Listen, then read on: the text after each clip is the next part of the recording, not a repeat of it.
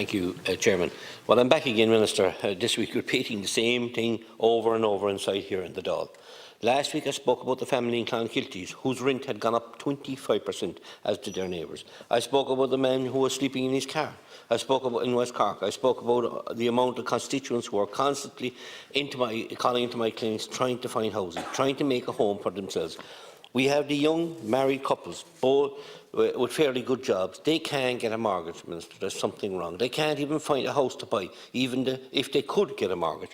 We really do need to look outside the box here, Minister. I know of people who live in log cabins and are happy to do so for a few years of their life, but they are scared that the planning authority will come knocking on the door someday and kick them out.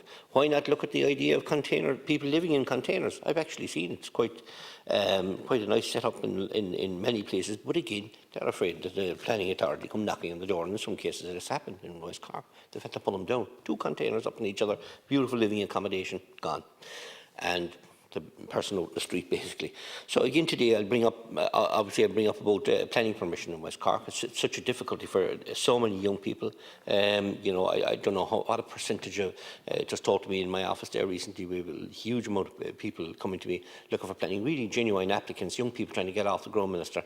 And they've been refused because of the most silliest reasons that could ever be known. And some people just have a sight got from their mum or their dad or whatever, and it's one break they get, and then their opportunities to obviously go out there and build that home for themselves, that dream home, they can't. That's broken from them. They're back into the social, the housing system again, looking for a house from the state. That's not what they wanted. They wanted to go on their own. Rural Ireland, you know, there's a lot of houses in rural Ireland, especially in small towns and villages that are lying in ruins. On the side of villages, no slates, no roofs on the houses.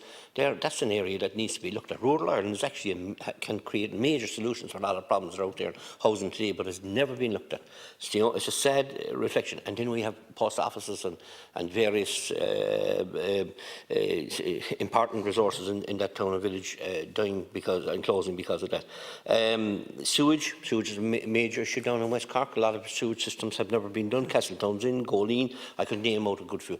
And I also I've only 8 seconds left, I want to talk about the County Development Plan, which I won't have time to know, but that's scandalous the way a lot of places are being cut off and being zoned, areas that needed zoning. Thank you, Minister.